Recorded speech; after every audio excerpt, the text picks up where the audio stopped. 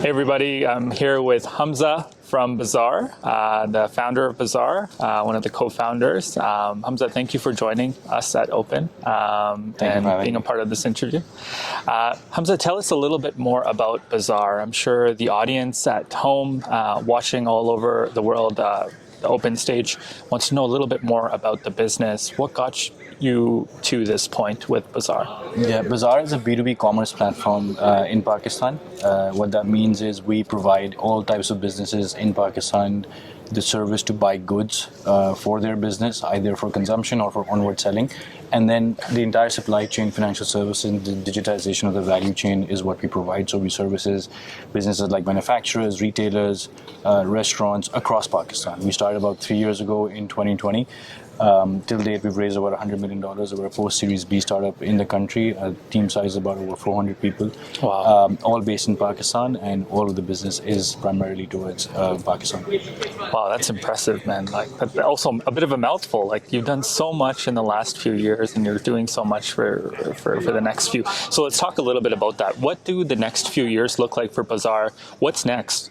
Yeah, even now, I think after 3 years, we're still less than 0.5% of the total market opportunity. It's a huge country, and B2B commerce is the way business is done in Pakistan. About $150 billion industry across.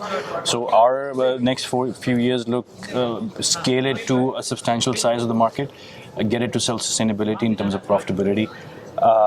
Get to that, closer and closer to a good exit for our investors, right? And then build out the some of the other problems that businesses face within the commerce value chain, and then get the full stack of services running for businesses. So right now we serve about 150,000 businesses in Pakistan. Wow. There are 5 million businesses in Pakistan. So wow. A long way to go to really capture the full market share and become self-sustaining. And that's 150 with a B. Everyone back home, B, billion, not million, billion. So that's an impressive opportunity. Yeah. Wow. And just to add some context, do you have some similar players in the region, or do you guys feel like you are the ones that are really going to take over the market in Pakistan and have really kind of come in at the right timing with the right support mechanisms in place and with the right investment? I know Tiger Global Management put in investment into you. Just kind of elaborate on that piece a little bit. We got super lucky in terms of the team we have and the capital we have. So we are the most funded startup in the country. Wow. So there are definitely a lot of players trying to do the same thing. We lead by a mile.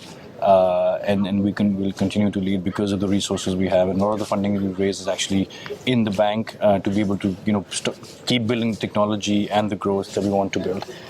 Yeah, that's impressive. Okay, how do you think, like, there are obviously some opportunities, there's some challenges being in Pakistan and being a founder there, running a business? Can you talk to either one of those? Can you talk to us a little bit about, hey, what are some of the challenges, and then also what are the opportunities? Because there's quite a few opportunities. Yeah, in terms of challenges, look, there are standard challenges of building a startup anywhere in the world, and that is the same for Pakistan. But with Pakistan also, because the tech ecosystem is so nascent, you have to train and develop a lot of the talent that you need to build your company. For example, in product or design or growth.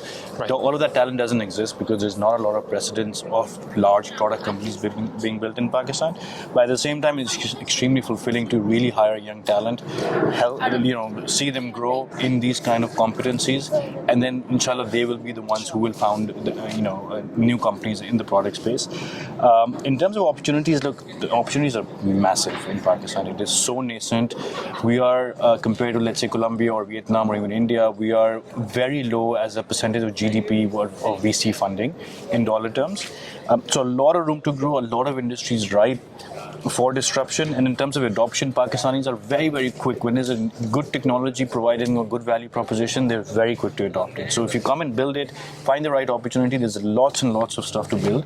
And the other thing in Pakistan also is, we're not super capitalized, so there's not a lot of competition. So if you really manage to build a good product, a good company, and solve a big problem, then the success likelihood is very, very high.